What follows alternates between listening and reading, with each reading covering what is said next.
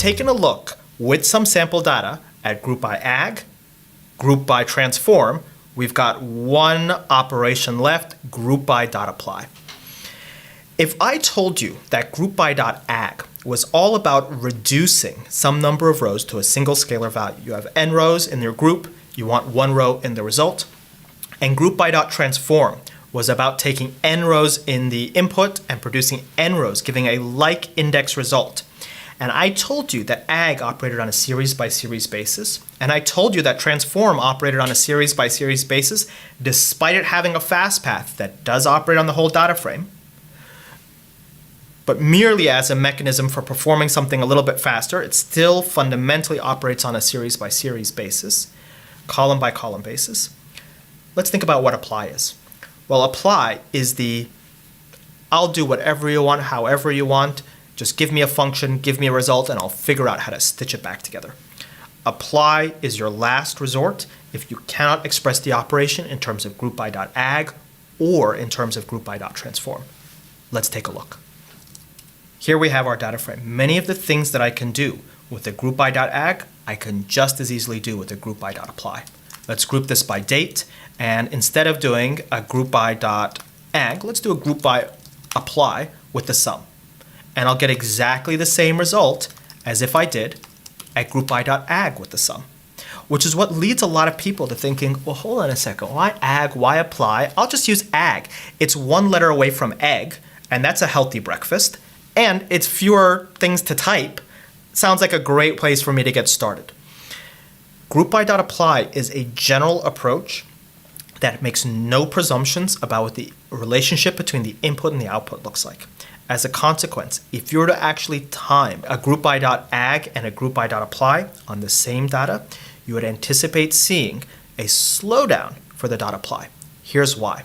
Behind the scenes, what group by.apply really looks like is something a little bit like this. You go through each group of the structure and you perform your function on this. You put the results into some Python list-like structure. So you apply your function to that group, and then you concat these. And what you can think is index-aware concatenation tends to be very slow. The reason for that is you have to figure out, is this index still monotonic? Did I line things up properly? Did I set everything up? I have to allocate memory. Here's something that I want you to think about. .apply is a very useful tool. It's a very useful tool if the other tools fail. Try not to use it directly if you have another way to accomplish the group by operation via ag or transform. And I want to show you a couple of cases where you may be completely limited by the nature of your transformation such that you must use apply. Let me show you one very trivial example. If I wanted to operate on this data and I wanted this data to double the number of rows, I simply cannot do that with ag. I simply cannot do that with transform. So if I wanted to double the number of rows, I wanted my group by to double the structure, then necessarily I must use a group by.apply. And everything works exactly as I'd expect. I doubled the rows exactly as you see. And pandas figured out how to stitch these back together into a data frame retaining the indexing mechanism that I had. That seems a little bit trivial.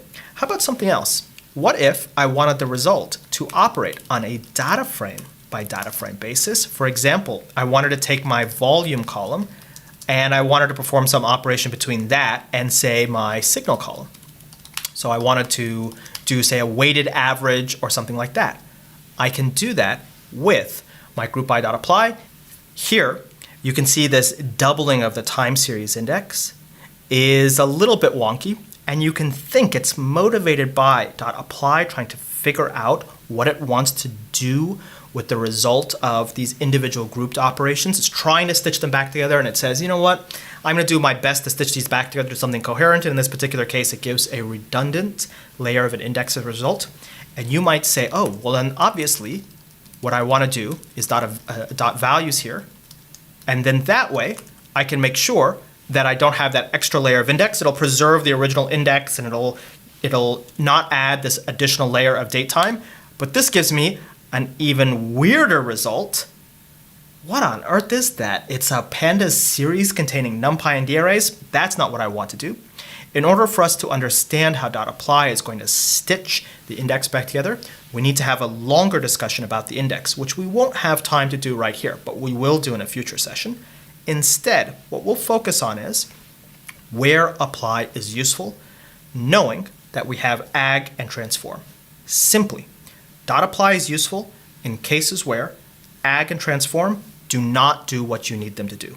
Because either one, you need the result to have some relationship between the input number of rows and the output number of rows that's not n to 1 or n to n, but for example, larger, maybe 75% as many rows, maybe 50% as many rows, maybe doubling the rows in some circumstances and having the rows in other circumstances, something that you cannot do with just a groupby.filter or some chaining groupby.filters, or you want the underlying grouping operation to operate on a data frame by data frame basis. You need, for whatever reason, information from multiple columns simultaneously as part of this grouping.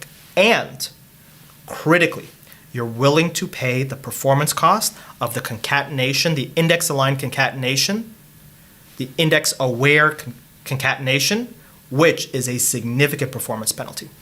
In a future session, we're going to take a look at performance pitfalls in Python, and we're going to take a look at .apply on the data frame, and we're going to see what makes that slow and what makes that something that people want to avoid. And we're going to look again at groupby.apply, and we're going to look deeper at what makes DataFrame.groupby.apply slow, and we're going to see it's a different reason than what makes DataFrame.apply slow. But stay tuned for future Panda series that we have. Now we can at least put to rest our discussion of group by operations, and we can see very clearly, .ag, okay, I want to produce a single scalar value because I want n rows to turn into one row, and I want to operate on a column by column basis on a series by series basis. .transform, I want n rows to turn into n rows, and I want to operate on a series by series basis, even though there's a fast path in the background. And .apply, all bets are off. Just let me do what I want to do and try your hardest to guess the same result. I might need a little bit of massaging to get the result to look the way I do, to make the result look the way I want it to look. But fundamentally, any transformation operation applied on a data frame by data frame basis applied in such a way that the end result can have any relationship between the input rows and the output rows, that's what apply is for. And we want to avoid it because despite it being so flexible and so helpful, it's very slow. Think about that a little bit. Share some of your code with us. Share with us circumstances where you thought you needed to use .apply, and instead you discovered ways to do it with .ag or transform or filter or some combination of those.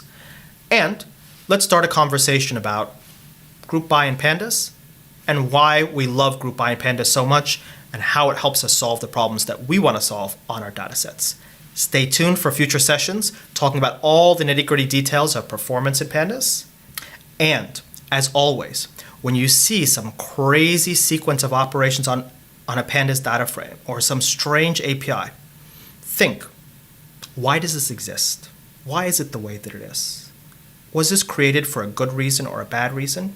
And you'll find that there's a good reason behind all of these API design decisions. Pandas was created in an imperfect world. But even something as confusing as apply, ag, and transform has a very good reason behind it. And that reason is we have certain considerations over what we want the input and the output to look like in order to be able to perform these operations quickly.